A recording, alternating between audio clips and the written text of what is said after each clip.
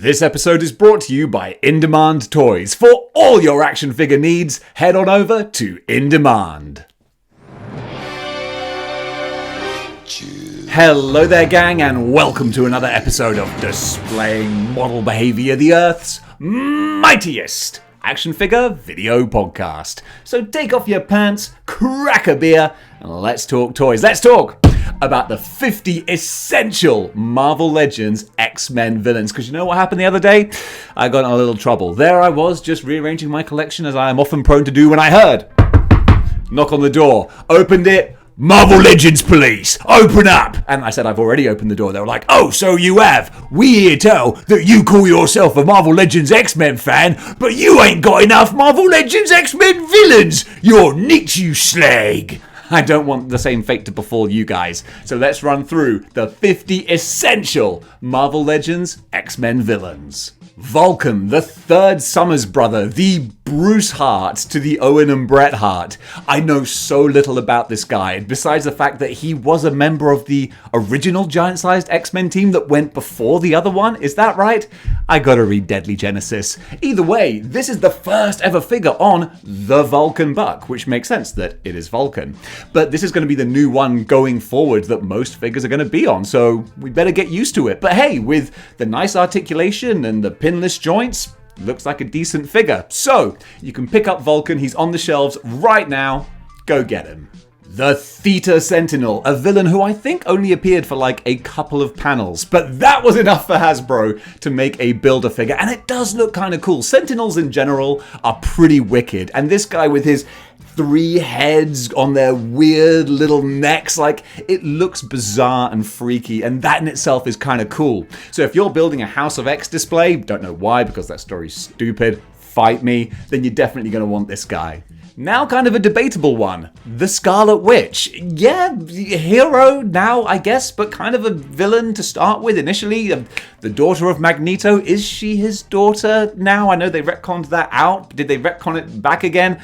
I can't keep track, but still, she comes along with her brother and Magneto in the Family Matters box set, so I'm classing her as a villain because that's what she was at first. So if you're going super, super retro, you gotta get yourself a Scarlet Witch. Here's an obscure one. Danger. I know, right? Who? The X-Men's sentient Danger Room. This I thought was a really fun concept because the Danger Room was made with Shi'ar technology that isn't necessarily completely understood. And there was a big revelation where they realized, oh wow, the Danger Room is actually alive and we didn't realize it. It had like a consciousness in its AI. And it manifested this in the form of Danger, who was at first a villain, but then I think has become an ally as well. I wasn't reading that. Doesn't matter, because if we consider Danger a villain, then that is a wicked looking villain. Really old now, but still holds up. So yeah, maybe if you're at toy fairs or local swap meets or whatever, see if you can find her. Just like his sister, Quicksilver is a hero who started out as a villain with the Brotherhood and Magneto. So exactly the same spiel for Wanda will apply to Pietro. The same bit with me mulling to myself, is he Magneto's son? I can't remember now. Help me out with that one too. But yeah, just get yourself the Family Matters box set. Boom! That's 3 iconic villains right there. The Omega Sentinel, one of the better Hasbro releases, I think, from the last year or two. This is a character, again, it's not going to surprise you, I'm not that familiar with, but you got 2 different, very unique looking head sculpts. You got swap out arm cannon as well. Just a cool, badass looking design. I love the graphics of the white and the red together. Just a wicked looking figure. Put her next to your Theta Sentinel and the nonsense House of X characters. You could be in for a good time, if you like silly stories. Here's a fun one. Days of Future Past Sentinel. Yes, of course, we've got the HasLab Sentinel, which is like the Sentinel. But the Days of Future Past one is really fun as well. And the fact that it is smaller, obviously, than the HasLab, it kind of still works because Sentinels come in all shapes and sizes. So if you want just a big, fun Sentinel display and collection, I mean, I've seen some insane ones with people army building the heck out of these. Where do you get your money from? What job are you doing? It's definitely not YouTube. But yeah, the Days of Future Past box set with the old man looking Logan as well. That's super cool. So keep an eye out. That one is wicked. A character that is really in need of an update is Daken, Wolverine's son, who we have an old Toy Biz version of, but that's an old Toy Biz version. We need some nice new modern tooling, please, because he's wicked looking. He's got kind of a basic Wolverine costume, but then the mohawk, and I love the character. I just really do. It's great to see some diversity with regards to sexuality and approaches to different individuals, and I really like what they've done with Daken. And like so many other characters, he's gone from a villain to a not villain. I hesitate to say hero. Probably not a hero, but definitely a very complex character. Real shades of grey going on. Wicked character, needs a new version. Skullbuster, definitely one of the more sort of hired goons type characters, but a really fun looking one. You take a look at what's gone into this figure with all the kind of cybernetic looking parts, the great Mad Max style jacket, the gun belt. Really fun figure. And the same can be said for Reese. You gotta love action figures that have multiple swap out heads to make different characters. And also what I love about this body is that you can sort of, you can take the jacket off. You can take the gun belt off, so they don't just look like identical twins with different heads, which would not be identical twins. You know what I'm saying. But you can buy two of these figures, do the head swaps, and then actually change them so they look different. That in itself, that makes for a great action figure. Caliban, the Caliban Build-A-Figure, a real curiosity that they made a really great buck with this big, beefy, kind of muscular body, and I don't think they've ever used it again, which is such a shame because it's cool. I don't think the Caliban Build-A-Figure is that great just because there's not really much going on with him besides just the paint job and the head. But if that body used for other characters, I think would work really well. Would have been great for Cyber, but they didn't want to splash the cash on that one. But still, this is not Age of Apocalypse, but Horseman of Apocalypse Caliban. So definitely qualifies as a villain, and he is quite fun. This is a fun one now. Archangel with the Death Mask. One of the best things about the Archangel figure is just the amount of different looks he comes with. I think it's 4 different heads. I mean, that's a lot. It's a really great figure, but I would love an upgrade on a more modern body, but that's besides the point. But Death Mask Archangel with the golden skull faceplate, that just looks wicked. Pair him up with Apocalypse, still the most iconic horseman we've ever had. From the Shi'ar Empire, we have Gladiator. Gladiator is another one of those ones that's kind of hard to get now, but if you can find him, he does look wicked because he's big and beefy, and he's got a giant blue mohawk and a cape. What's not to love? I really enjoy characters that have a bright color scheme that pop off the shelf, and that's exactly what this guy does, so keep an eye out for him. He's pretty wicked.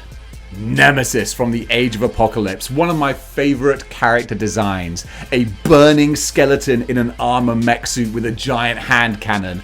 Come on, Hasbro, when are you going to give us an updated version of this? I so want to see it. It will look wicked. But in the meantime, the older one is actually still pretty cool, although funnily enough, so difficult to find now in an unbroken state because he had a hinge for his mask, which apparently just breaks on everything. And also, even if you get it broken, still really expensive. So come on, Hasbro, help a guy out, give us a new Nemesis. One of my favorite bad guys, Dark Beast. I love evil alter egos, and they don't come more evil or alter ego-y than Dark Beast. Hank McCoy from the Age of Apocalypse. And what's great is he is a 616 character. He was one of the few characters who traveled across time and dimensions, or however it is that you sort of differentiate it, from the Age of Apocalypse to the 616. So he is a real full-time comic book character and a great Marvel legend. Keep an eye out for him. Cyber, the one person in the world who terrifies Wolverine. You wouldn't have thought so looking at his Marvel legend though. You'd be like, oh, that's a fairly average looking dude. Yeah, should have been on a bigger body, but this is the one that we have, so this is the one we're going to go with. Cyber from the Wolverine 5-pack. He's still relatively big and relatively mean. He just should look bigger and meaner. In the meantime though, this one will have to do. One of the most expensive older Marvel legends to pick up is Strife, the evil clone of Cable. I think he's a clone. Mr. Sinister connections. There's so much stuff I still need to read, but you won't have time to read that if you're going out trying to earn the money to buy him, because he's expensive on the back. I keep saying back issue market, secondhand market. You know what I'm saying. But Strife is in high demand. Maybe we'll get another version of him one of these days. Because he does look so cool with the ridiculously 90s super spiky armor. He looks really awesome and definitely a very iconic old school X-Men villain. Keep your eye out for him. Now what we're going to do right here is go back, way back into time, with the Toy Biz Brood Queen. You want to talk old school Build-A-Figures? This is an old school Build-A-Figure, and a grim, gross, gnarly, disgusting looking one as well. A giant insect creature that kind of impregnates you and turns you into another one. Like that's nightmare fuel, and this figure is nightmare fuel. Really cool looking, very hard to come by as well, so best of luck in finding her. Bonebreaker, a super modern one now. One of the best Build-A-Figures to come out in a while, in this guy's humble opinion. Just love the creativity and the bonkersness. A dude with tank treads for legs, why the heck not? And I love the face sculpt. He looks so happy to be in this awful situation that he is. That is a dude who is making lemonade out of lemons. That's what the expression is. Yeah, I really dig Bonebreaker. Such a fun figure. The Sugar Man, one of the grimmest, grossest, and coolest looking Marvel Legends villains from the Age of Apocalypse Wave 1? 2? Wave 2? 1? 1! Jeez Louise, I'm not redoing that. Wave 1 of the Marvel Legends Age of Apocalypse series. This guy is so much fun. He's more of a posable statue in as much as there's not much articulation going on, but all of the arms can move around at least. And just having him as a gross, fat little centerpiece, that's really awesome. Could have done with a bit more paint, mind. That would have been appreciated. But nonetheless, I really love this guy. Calisto from the Wolverine 5-pack. This is another one where it's like, really? The Wolverine 5-pack? Callisto? I'm not quite buying that. And, you know, I didn't. But maybe you should if you want to start building out some Morlocks in your display. And the figure itself is quite nice with a cool looking face sculpt, looking kind of mean and down and dirty. Would go great with Punk Storm and an 80s style display. So yeah, even though I don't like the way that she was brought out with the Wolverine box set, I do like the Callisto figure. Spiral from the Mojoverse, the figure who it would have made so much sense to put in the box set with Mojo, but they didn't because they could have just, you know, reused an older figure like they did. Yeah. But still, we might get a new one coming out one of these days. I hope so, because she has such a cool design. And the older one actually still holds up pretty well. They did a really good job with the multiple arms and that great kind of samurai sort of design. I don't even collect that many X-Men villains, but if they did a new, really beautiful version of Spiral, I would be tempted to get it. Just for the character design alone, so cool. So absolutely, if you find an old Spiral on your travels, yeah, go pick her up. Bastion, who came along with the HasLab Sentinel. This dude's kind of wicked. A combination of like a Sentinel and Nimrod and various other stuff. Just making a badass looking X-Men villain. So I do love what they did, considering that, you know, that was like the garnish for the HasLab Sentinel. It was a nice piece of garnish. Cool looking face sculpt with the metallic jaw and then the metallic paint that pops off of the black body. That's pretty cool. So yeah, if you've got the Sentinel, you'll probably have Bastion, and he's well worth having. One for the pre-orders now with Mojo, or the old Toy Biz one if you want, which still holds up. Really fun figure. But we're getting the new big box set coming out now with all the new styled tooling and modeling and all that kind of stuff. He looks super fun, but if you want a big, giant, gross, gelatinous blob in your collection, why wouldn't you? You gotta go Mojo.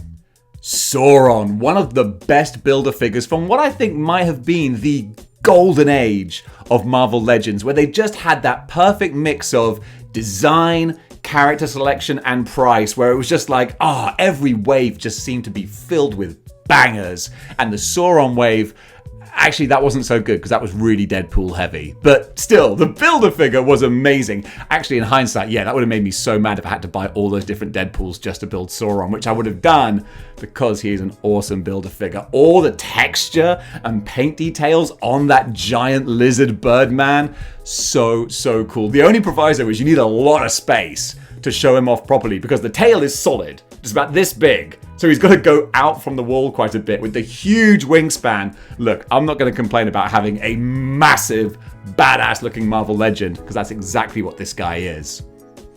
Mastermind from the egregious Wolverine 5-pack. You know, that classic Wolverine villain, Mastermind. Nah, that was Hasbro at its most Hasbro-iest, where someone will buy the $100 Hellfire Club box set, and they're like, I really hope they do a Mastermind figure. And Hasbro go, yeah, don't worry, we have done. You just got to buy the $120 Wolverine box set for that one character to complete your Hellfire set. Man, that was a shady move. Luckily, a lot of people have broken up that Wolverine box set now, so you can buy him on his own pretty easily. Now we've got the entire Hellfire Club box set, which is 4 villains and kind of a 5th with a head swap as well if you want. First of all, you got sort of the leader of the group transformed from the norm by the nuclear goop. No, that's Ninja Turtles. You got the leader of the Hellfire Club, Sebastian Shaw. Looking really cool. I love the kind of retro Victorian looking garb that they're in. That's pretty wicked. Then of course you got Donald Pierce, who not only goes with the Hellfire Club, but you can kind of pair up with the Reavers as well. So that's kind of fun there. Then of course you got Selene or / Jean Grey. That works really well with the head swap, but if you want just specifically a villain, then absolutely you can go with Selene. And then one of the most popular ones from that box set is of course the White Queen herself, Emma Frost. Really nice looking details and sculpting on that figure too. The whole Hellfire Club box set is really just a great package. I was so tempted to get it, but it is quite expensive and I was like, I don't really need it, but still, they do look wicked. And also with that Hellfire box set, you can throw in a couple of Hellfire goons as well, who are not easy to come by. They were released just as army builders. That's the problem with army builders. People army build the heck out of them, and there's not many left for other people. But if you can find them, then definitely you want to supplement your Hellfire Club with a few goons. One of the absolute unsung gems of the Marvel Legends line is the Silver Samurai, classic Wolverine villain. And you look at the action figure and there is so much going on here. No complaints about reuse on this one. All this beautiful, sculpted, bespoke samurai armor. Mwah! Chef's kiss on this guy. Little details like the little ropes that tie the armor together. So much lovely stuff going on here. No extra accessories, but you don't really need them. You just need him wielding his 2 katana. That's so cool. Brilliant action figure. Not that hard to come by either, so keep an eye out for him. Black Tom Cassidy, the stick-waving diddler. I think this is one of the most rubbish figures. I don't know why. I think the face just has so little paint on it. It looks really plasticky and just... I remember holding the box in hand in Forbidden Planet and it was on sale for £5 and I was like, I think I'd be happier with the £5. Yeah, but still, he is quite a big-time X-Men villain, especially if you pair him up with Juggernaut. There's some good classic stories there. So yeah, even though I don't rate him very highly, you probably should get yourself a Black Tom. Arcade. I will always associate Arcade with the video game, X-Men and Spider-Man, Arcade's Revenge, I think it was. So yeah, the master of the carnival death traps. Arcade came out just a couple of years ago, if not even less than that, in the villains wave, and he was one of the strongest ones, I think, with the 2 different heads that looked so different. That was really great, and the white suit with the ridiculous bow tie. Just a fun action figure. So yeah, I got a lot of time for that guy. Onslaught, one of my favorite big bads from the X-Men line. Why? Because I'm a child of the 90s, and Onslaught, that is the 90s right there. 2 different flavors as well. You can have Beetle Onslaught from Toy Biz, or you can have Magneto-looking Onslaught. Both of them are good, but also flawed, mainly because they're just too small. Onslaught needs to be a lot bigger. Onslaught, ideally, needs to be a HasLab. But I don't know if that would be popular enough to warrant it. But I would certainly put my money down. But yeah, Onslaught, wicked bad guy, one you definitely want to add. The Shadow King. Now this is a bit of an unusual one. A little bit of a little kitbashki you got to do here. First of all, Professor X with the hover chair comes with a Shadow King head. What are we supposed to do with that? Well, I'll tell you. You got to get yourself the Kingpin Build-A-Figure. And that, with the head on there you go. I assume that was Hasbro's plan going forward, but I don't know if they really sort of publicized it. I wasn't collecting Marvel Legends at the time, so let me know if they were like, and here you have the head, and if you get the Kingpin, you can do that. Or if it was just like left up to us to kind of piece those pieces together. I don't know, but if you did, it works, especially if you throw the Monster Venom hands on there too. That looks badass, and I have seen some incredible custom pieces where some clever little person has got the NECA spider gremlin, taken the gremlin part off, put the torso of the Shadow King on there. That is nightmare fuel. So that's a little one for the customizers, but definitely one to consider. Omega Red, one of my favorites. You can either get the original one or you could get the Omega Red from the Wolverine 5-pack. Whichever flavor you go for, you've got a big, chunky, badass looking villain with the different length tendrils that come out, the awesome looking face sculpt that just looks like a mean mama jamma. I love a figure that feels in hand like, yes, got my money's worth here. That's what you think with Omega Red. Nimrod, points to Hasbro for creativity in their choices. Nimrod is one of those characters who it's like, man, this is going to be a taxing design choice because there's so many weird little mechanics you got to kind of like work into this. He's a bit of a brick, not a huge amount of motion going on there, but just an iconic looking, eye-catching centerpiece, really. Especially, like I'm saying, if you've got your villain Sentinel kind of collection, he goes right in there. A terrifying concept for a character. An android that will just learn how to not be defeated every time you defeat him. So whatever method you use to put him down, he then evolves beyond it. So good luck with that. Yeah, Nimrod, really cool. Toad, one of the essential members of the Brotherhood of Evil Mutants, which is what makes it so egregious that they are charging as much as they are for this 20th anniversary figure. I'm sorry, I'm not going to get into a rant, but $35 for a basic figure, that... Get out of here, Hasbro. Hasbro with the $sign in the spelling, am I right? Of course I'm right. I'm often wrong. But still, whether you like it or not, whether you want to pay $35 for a single figure, you gotta have Toad. Pyro, an essential member of the Brotherhood of Evil Mutants, and a figure that they did a really nice job with in some respects. So just the costume looks great. It just pops so nicely with the bright yellow, decent looking face sculpt where he has expression in his face. He's like, ha ha, I'm Pyro, I'm gonna set things on fire and have a good time doing it. The only thing that's lacking is decent fire effects. He has the little poofy flames where it's like, dude, the whole point of this figure, ow, I just put myself in the eye. The whole point of this figure is that he can create any shape out of fire. So they just give him two little poofs to come out of his spooters. That's pretty lame, but still not enough to make it a lame figure. He's actually pretty wicked. Lady Deathstrike, another classic Wolverine villain and a decent Marvel legend. Nothing like super crazy, but still, the face sculpt is okay, good big special claws. She's kind of cool. Go get your hands on her.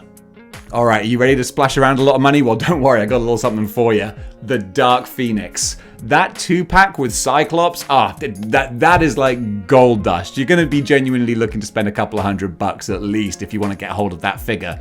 But if you do, you won't be disappointed. The head sculpts with like the luminescent fiery flame hair, so gorgeous, really, really cool. And look, when you're talking about absolutely classic X-Men stories, they don't get more classic than the Dark Phoenix saga. So this one, yeah, start saving your pennies because she'll cost you, but man, she'll look pretty. Blob. This is probably the #1 character that most people ask me, like, oh, do you think we're going to get a new version? Which is really nice that people ask me that. Like, I would have any idea. So some people are like, oh, you must know a little something about how things work. And I'm like, no, I know nothing. I probably know less than you do. But Blob came out a long time ago, and you're probably going to look for about $200 for the old Build-A-Figure, I reckon, if you're lucky. So considering that they are trying to like maybe do some more X-Men villain type stuff, we've got Toad coming out. Oh, if we could get a new Blob, I'm sure it would have to be a Build-A-Figure because he's a big character by nature. But if they do a new one, that would be pretty cool. Mystique, one of my early grails for the X-Men Legends line. We are now getting an animated version, which is like, okay, if you don't have her, you can still like fudge that in. I won't tell anyone. But really, you want the classic Mystique because she's so iconic from the cartoons and just a 90s kind of character. I mean, I'm sure she came out before the 90s, but that's just where my brain associates her. Yeah, she's a really great one for the Brotherhood as well. See if you can find her. Good luck.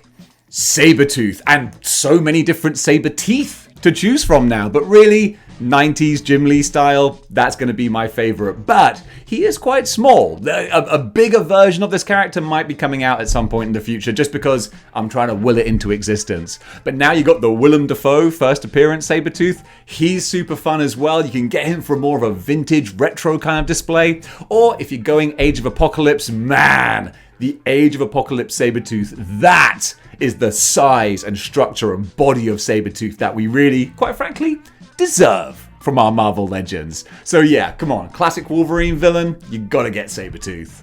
And now, you little bleeding wankers, it's time for the Juggernaut! Yeah, come on, Juggernaut, you gotta have this guy real high up there in classic X-Men villains. And you got two different ones to go for. You've got the Colossus 2-pack or you got the Build-A-Figure. Personally, I think I prefer the Build-A-Figure because I like the different shades that go into his costume and the damage and the dents and stuff. I really, really love that. But either one looks super cool, big and chunky, gotta get a Juggernaut.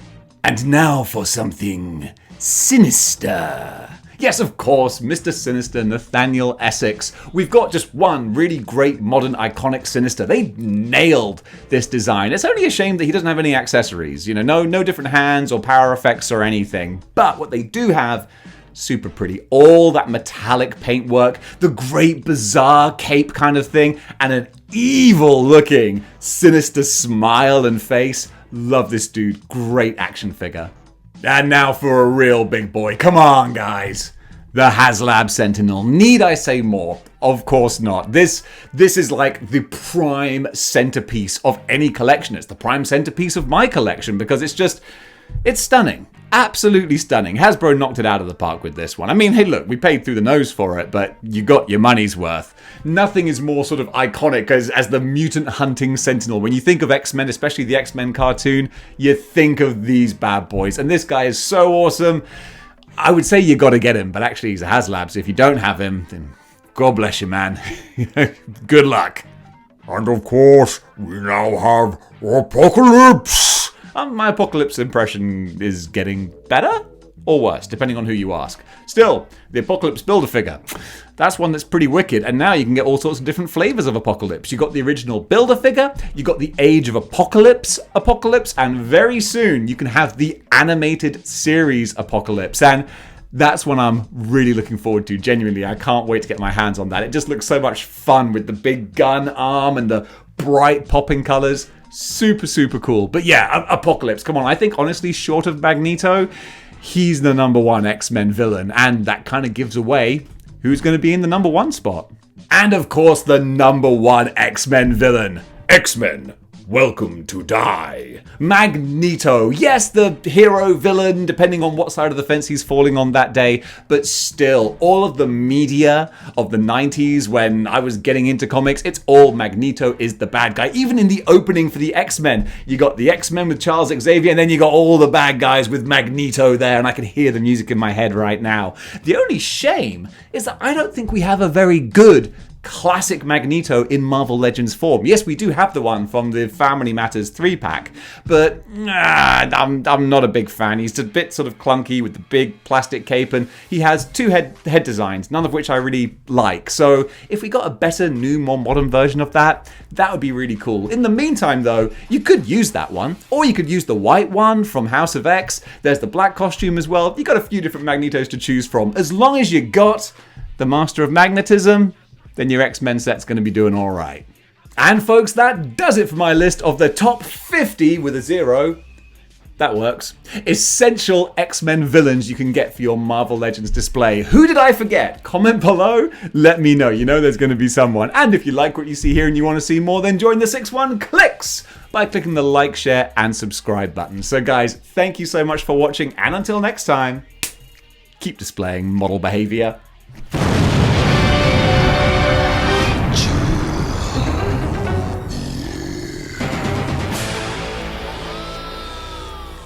Hey there gang, if you enjoyed this episode and this channel in general, then maybe you might want to head over to my new brand spanking new channel, Model Behaviour Wrestling. For all your pro wrestling content from WWE to AEW, New Japan, and all points in between, you can head over there right now, subscribe, and the channel will launch officially on August 1st with a whole bunch of videos already there for your binging enjoyment. So guys, head on over, Model Behaviour Wrestling, and be a part of the whole new era of the Model Behaviour brand, expanding throughout the world like the Juggernaut that it is in my mind. Head on over. Enjoy.